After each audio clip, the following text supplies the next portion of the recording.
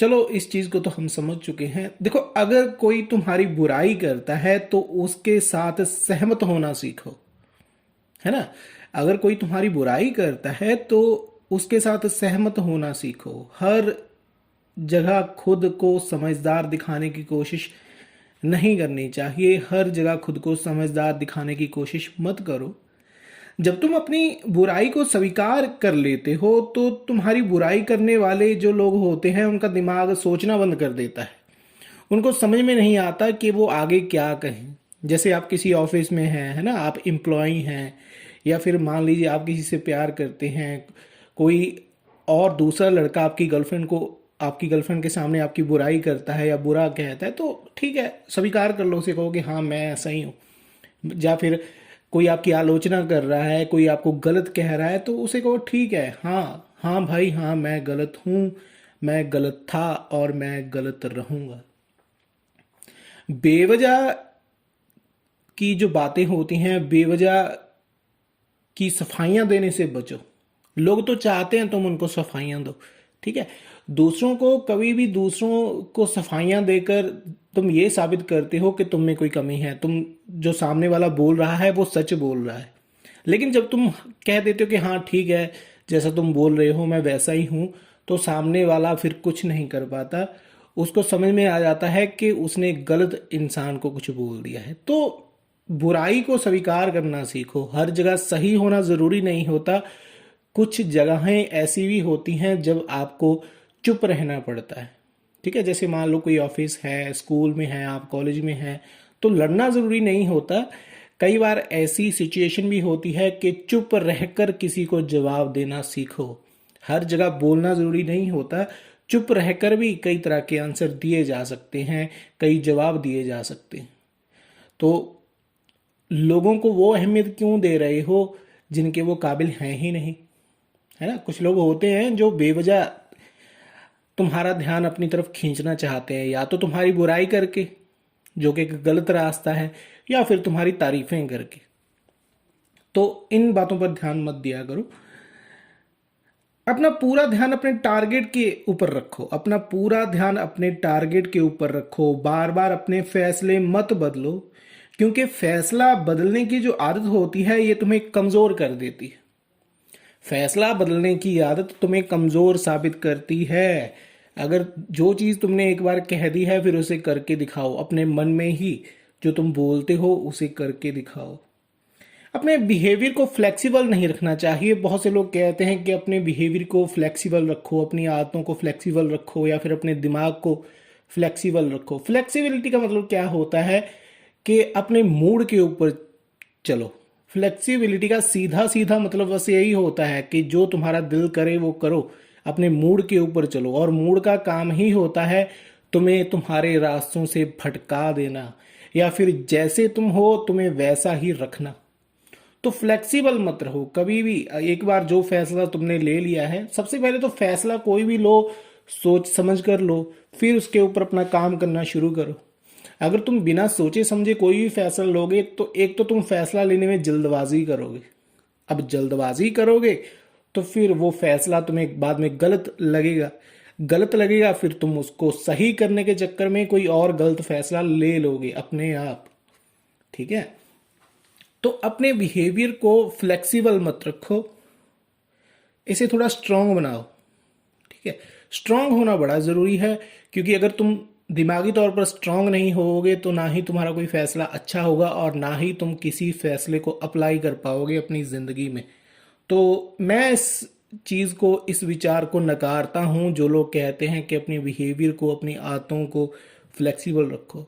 जैसे मान लो तुम्हें सिगरेट पीने की आदत है और तुम्हारा कोई दोस्त तुम्हें कह देता है कि नहीं यार, सिगरेट पीना बुरी चीज है, बुरी आदत है, इसे तुम छोड़ दो। और तुम कहो कि हाँ यार मैं छोड़ दूंगा, ठीक है, आज के बाद मैं नहीं पीऊंगा। और फिर कुछ दिनों बाद फिर से तुम्हारा दिल करेगा सिगरेट पीने को, तुम फिर से शुरू कर दोगे।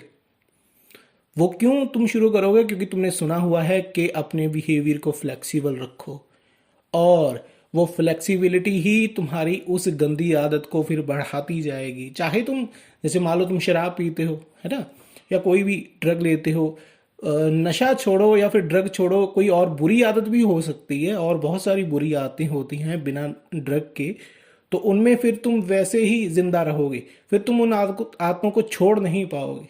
चाहे लेजीनेस हो, ये भी एक बुरी आदत है ना। फैसला लेने में जो तुम जल्दबाजी करते हो, ये भी एक बुरी आदत है। फैसला लेने में देरी करते हो, ये भी एक बुरी आदत है। तो फ्लेक्सिबल मत रहो, स्ट्रांग बनने की कोशिश करो। जो दिखाई नहीं देता वो जिंदा नहीं रहता। जो दिखाई नहीं देता लोग उसे भूलना शुरू कर देते हैं। जो दिखाई नहीं देता लोग उसे भूल जाते हैं। जैसे प्यार में होता है, आजकल क्या सिखाया जा रहा है, या फिर यूट्यूब के ऊपर जो बच्चे खड़े हो गए हैं लव गुरु बनकर, है ना, वो क्या सिखा रहे हैं कि एक बार जब तुम किसी कोई लड़की है तुम्हारे प्यार में पड़ गई तो फिर उसे इग्नोर करना शुरू कर दो, या फिर उससे दूर रहना शुरू कर दो। अपना स्टैंडर्ड दिखाओ, अपना एटीट्यूड दिखाओ, ये दिखाओ कि तुम मर्द हो, ये दिखाओ कि तुम किसी की परवाह नहीं करते, ये दिखाओ कि तुम इमोशनल नहीं हो, एक मशीन मशीन की तरह रहो। तो ऐसी चीज़ें आ गई हैं जो तुम्हारे दिमाग के ऊपर गलत इन्फेक्ट डालती हैं, जो तुम्हारे दिमाग को कुछ गलत करने के लिए उकसाती हैं। तो सीधा सा गणित है, अगर तुम अपने प्रेमी को दिखाई नहीं दोगे तो फिर वो तुम्हें याद क्यों करेगा। अगर तुम अपनी गर्लफ्रेंड को दिखाई नहीं दोगे, तुम उसकी केयर नहीं करोगे, तुम उसकी फिक्र नहीं करोगे, तुम उसे नहीं दिखाओगे कि तुम उसे कितना प्यार करते हो, तुम उसके लिए गिफ्ट नहीं खरीदोगे, ठीक है, तुम उसको उसके सामने अपना प्यार नहीं जताओगे, या फिर तुम उसे मैसेज नहीं करोगे, या फिर तुम उसे कॉल नहीं करोगे, तुम अपनी अकड़ दिखाओगे, तो ठीक है, फिर लड़की के पास भी अकड़ होती है, वो भी तुम्हें दिखाना शुरू कर देगी। तो जो दिखाई देना बंद हो जाता है वो जिंदा नहीं रहता, लोग उसे भूलना शुरू कर देते हैं। जैसे पॉलिटिक्स है, पॉलिटिक्स में यही तो होता है। पॉलिटिक्स में क्या होता है, जैसे मान लीजिए कोई नेता है, जब वो एक बार हार जाए, ठीक है, तो वो अपनी कुर्सी को नहीं छोड़ने के लिए तैयार नहीं होता। वो कोशिश करता है कि जैसे तैसे आने वाले 3-4 सालों तक वो अपना रुतबा बनाए रखे। वो किसी ना किसी को परेशान करता रहता है, किसी ना किसी तरह खबरों में रहता है। जैसे बॉलीवुड के एक्टर होते हैं, जब बॉलीवुड के एक्टर को लगता है कि मेरी जो ऊंचाई थी अब वो वैसी नहीं रही, या फिर उसकी कोई फिल्म फ्लॉप हो जाती है ना, या फिर वो अच्छा काम नहीं कर पा रहा होता, लोग उसकी तरफ ध्यान नहीं दे रहे होते, तो वो क्या करता है, तो वो फिर एक पब्लिकली एक स्टंट करता है, एक अजीब सी हरकत करता है, जिसकी वजह से दोबारा वो खबरों में आ जाता है ना। ये बॉलीवुड एक्टर का तरीका होता है किसी ना किसी तरह खबरों में बने रहने का। जैसे बहुत सी एक्ट्रेस ऐसी होती हैं, जब दूसरी कोई और एक्ट्रेस उससे ऊपर चली जाती है तो ये नीचे वाली एक्ट्रेस अपनी जगह बनाने के लिए, अपनी जगह को जिंदा रखने के लिए कुछ ना कुछ ऐसा उल्टा सीधा करती है कि पब्लिक का ध्यान दोबारा उसकी तरफ आ ही जाता है। ठीक है, तो वो लोग पहले से इस बात को जानते हैं। मैं आपको तो नया तो कुछ नहीं बता रहा हूं, लेकिन हो सकता है आपको ये चीज़ नहीं ना पता हो। तो जो दिखाई देना बंद हो जाता है वो जिंदा नहीं रहता। ठीक है, अपने काम की तरफ ध्यान रखो, जो भी तुम कर रहे हो उसमें एक्टिव रहो, वरना कोई और आगे तुम्हारी जगह तुमसे छीन लेगा और तुम देखते रह जाओगे। ओके, तो कभी भी अपने काम को लेकर, जिस जगह पर तुम काम कर रहे हो, या फिर जो, जैसे मान लो तुम स्कूल में हो, स्कूल में तुम अच्छी पोजीशन पर हो, या फिर कॉलेज में हो, कॉलेज में तुम्हारा एक अच्छा रुतबा है, या फिर तुम किसी ऑफिस में काम करते हो, या फिर तुम मान लो एक प्रिंसिपल हो, या फिर कोई टीचर हो, तुम्हारा एक अच्छा स्टैंडर्ड बना हुआ है, तुम्हारी अच्छी पर्सनैलिटी बनी हुई है, तो उस इमेज को, उस पर्सनैलिटी को बनाने के लिए तुम्हें बहुत मेहनत करनी पड़ेगी। ऐसा नहीं होता कि इमेज एक बार बन गई तो फिर बन गई, वो मिटेगी नहीं। नहीं, जब कोई भी इमेज एक बार बन जाती है तो उसे गिराने वाले, उसको मिटाने वाले बहुत सारे लोग पैदा हो जाते हैं, जो तुमसे तुम्हारी पहचान छीनने की कोशिश करते हैं। तो उस पहचान को बनाए रखने के लिए तुम्हें लगातार खुद को एक्टिव रखना पड़ेगा, तुम्हें जिंदा खुद को रखना पड़ेगा। कुछ लोग कहते हैं कि हमारे हमारे अंदर शर्म बहुत है, सर मैं शर्माता बहुत हूँ, मुझसे कुछ होता नहीं है, मुझसे किसी से बात भी नहीं होती है ना। अभी कुछ दिन पहले मैंने एक कमेंट भी देखा था, उसमें बच्चे ने कहा था कि हम अपने अंदर की शर्म को कैसे ख़त्म करें। तो भाई साहब, शर्म, जब आपके अंदर किसी चीज़ की भूख होती है तो वो भूख आपके अंदर की शर्म को ख़त्म कर देती है।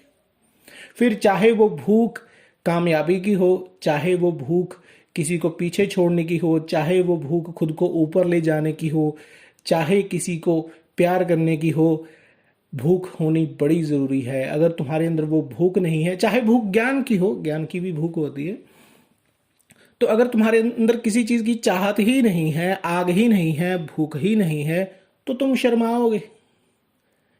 और भूख क्यों नहीं? जैसे मान लीजिए आपके अंदर अगर प्यार की भूख नहीं है, तो ना ही आप अच्छे कपड़े पहनोगे, ना ही आप स्टाइलिश दिखने की कोशिश करोगे, ना ही आप मेहनत करोगे, ना ही आपको ये समझ में आएगा कि आपका ड्रेसिंग सेंस क्या होना चाहिए, ना ही आप कोई रिसर्च करोगे। अगर आपके अंदर पास होने की भूख नहीं है तो आप क्यों पढ़ाई करोगे? अगर आप किसी नौकरी को लेना नहीं चाहते तो क्यों आप पढ़ाई करोगे? ठीक है, अगर आप कोई इनाम हासिल नहीं करना चाहते तो तुम किसी गेम को क्यों फॉलो करोगे? अगर तुम कुछ बनना नहीं चाहते तो तुम क्यों मेहनत करोगे? क्योंकि भूख नहीं है। जब तक भूख ही नहीं है तो फिर शर्म तुम्हारे अंदर जो है वो वैसी की वैसी रहेगी, क्योंकि तुमने पहले ही अपना पेट भरा हुआ है बेवजह के ज्ञान से। और बेवजह का ज्ञान आपके अंदर शर्म पैदा करता है। ठीक है, मैं कोई ज्ञान नहीं बांट रहा, मैं फैक्ट बताता हूं, और ये फैक्ट है कि जब तक तुम्हारे अंदर किसी तरह की भूख नहीं है तो तब तक आपके अंदर की शर्म कभी नहीं जाएगी। एक बार जब आपको पता चल गया कि आपको उस टारगेट की तरफ जाना है या फिर किस टारगेट की तरफ जाना है, आपको अपनी ज़िंदगी में क्या बनना है, क्या हासिल करना है, तो अपने आप आपके अंदर की जो शर्म है वो कम होनी शुरू हो जाएगी। देखो, शर्म का मतलब क्या होता है, या फिर अगर आप अपने अंदर की शर्म को खत्म करना चाहते हैं तो कैसे कर सकते हैं? स्टूडेंट बनो, टीचर मत बनो, शिष्य बनो, गुरु मत बनो। बहुत से लोग कोशिश करते हैं, मोटिवेशनल स्पीकर बन जाते हैं, कुछ आता जाता है नहीं, दूसरों को सिखाने लगते हैं, है ना। स्टूडेंट अच्छी तरह बनते नहीं हैं और टीचर बन जाते हैं, कोई खोज नहीं करते और गुरु बनकर बैठ जाते हैं। तो गुरु बनने से पहले शिष्य तो बन लो। शिष्य होना बड़ा जरूरी है। और मैं तुम्हें बताऊं, स्टूडेंट होना, शिष्य होना ज्यादा आसान काम है और गुरु होना बड़ा मुश्किल है। गुरु के ऊपर बहुत बड़ी जिम्मेदारी होती है, टीचर के ऊपर बहुत बड़ी जिम्मेदारियां होती हैं। टीचर को बहुत सोच समझ कर बोलना पड़ता है, गुरु को बड़ा सोच समझ कर तुम्हें जवाब देना पड़ता है, उसे बड़ी रिसर्च करनी पड़ती है, बहुत खोजें करनी पड़ती हैं जब तुम अपना कोई सवाल उसके सामने रखते हो। गुरु होने के लिए बहुत बड़ा एक्सपीरियंस चाहिए होता है। स्टूडेंट होने के लिए कोई एक्सपीरियंस नहीं चाहिए होता। स्टूडेंट होने के लिए तुम्हारे पास एक ही एक्सपीरियंस होना चाहिए, सुनने का। एक ही आदत होनी चाहिए, देखने की, सुनने की, सीखने की। और स्टूडेंट होना ज़्यादा अच्छी चीज़ है। तुम स्टूडेंट को कम मत समझो या फिर शिष्य होने को कम मत समझो, क्योंकि कोई गुरु तब तक ही गुरु रहता है जब तक उसके पास शिष्यों की भीड़ है, जब तक उसके पास स्टूडेंट्स हैं। बिना स्टूडेंट्स के, बिना शिष्यों के कौन सा गुरु आगे जा पाता है? ठीक है, तो अच्छे स्टूडेंट बनो, अच्छे शिष्य बनो। गुरु होना बहुत बड़ी जिम्मेदारी है। जब तुम गुरु बनोगे या फिर टीचर बनोगे तब तुम्हें समझ में आएगा कि असल में टीचर होना क्या होता है। आपने कई स्कूलों में देखा होगा ना, स्कूल में टीचर क्या करते हैं, वो उन बच्चों को ज़्यादा पसंद करते हैं जो आसानी से कुछ भी सीख जाते हैं, जो आसानी से कुछ भी कर लेते हैं, जो नंबर 1 पर रहते हैं या फिर जो पढ़ाई में होशियार होते हैं। क्यों? क्योंकि मेहनत करने से कुछ टीचर ऐसे होते हैं, ऐसे भी होते हैं जो मेहनत करने से डरते हैं। उनको नालायक स्टूडेंट से ज़्यादा, नालायक शिष्यों से ज़्यादा वो समझदार, वो शिष्य अच्छे लगते हैं जो कुछ जल्दी सीख जाते हैं, जो इंटेलिजेंट होते हैं। इसीलिए मैं कहता हूं कि गुरु होना एक तपस्या है, गुरु होना बड़ा मुश्किल है। स्टूडेंट होना तो आसान है, तो स्टूडेंट बनो। जब तुम स्टूडेंट बन जाओगे तो फिर तुम्हें गुरु की अहमियत समझ में आएगी, टीचर क्या होता है। बाकी तुम्हारी मर्जी है, एक बार गुरु बन के देख लो तो तुम्हें समझ में आ जाएगा। मैं क्या कहना चाहता हूँ। कलाकार बनो। जी हाँ, कलाकार बनो, क्योंकि कलाकार कलाकार बनने का मतलब क्या होता है? कलाकार कौन होता है? कलाकार वो होता है जो भीड़ से अलग सोचने का हुनर रखता है, जो भीड़ से अलग चलने का हुनर रखता है, जो दूसरों की नकल करने की कोशिश नहीं करता, जो अपना ओरिजिनल काम तुम्हारे सामने लेकर आता है, जो एक नई चीज को जन्म देता है, जो कुछ नया करता है, उसे मैं कलाकार कहता हूँ। क्योंकि कलाकार तो वही हुआ जो भीड़ से अलग नजर आ रहा है। ठीक है, जो भीड़ के जैसा नजर आ रहा है वो कलाकार थोड़ी हुआ, वो तो भीड़ है। तो कलाकार भीड़ से अलग नजर आता है। कलाकार बनो। कला का मतलब होता है कुछ अलग करना, कुछ नया करना, या फिर जो पहले चल रहा है उसमें बदलाव करके उसको नए तरीके से दुनिया के सामने पेश करना। इसी को कला कहते हैं। कला का या फिर कलाकार का सीधा सीधा मतलब ये होता है वो जो चीजों को तराशना जानता है और उनको एक नई जिंदगी देना जानता है। प्रेरणा का होना बड़ा जरूरी होता है। चाहे तुम अपनी जिंदगी में कुछ भी बनना चाहते हो, चाहे किसी को भी पाना चाहते हो या किसी टारगेट तक पहुंचना चाहते हो, तो प्रेरणा का होना बड़ा जरूरी है जिंदगी में।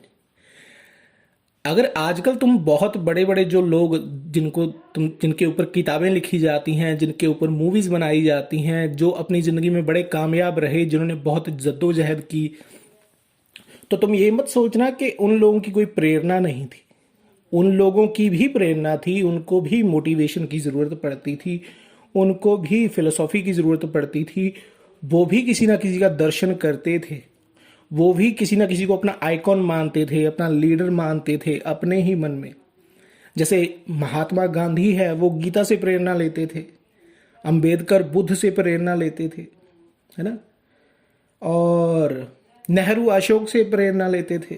उनकी जो शिक्षाएं थी, उन्होंने अपनी जिंदगी में जो संघर्ष किया उससे वो प्रेरणा लेते थे। ऋषि मुनि प्रकृति से प्रेरणा लेते थे, जिन्होंने वेद रचे, ग्रंथ रचे, महान ग्रंथ रचे, वो प्रकृति से प्रेरणा लेते थे।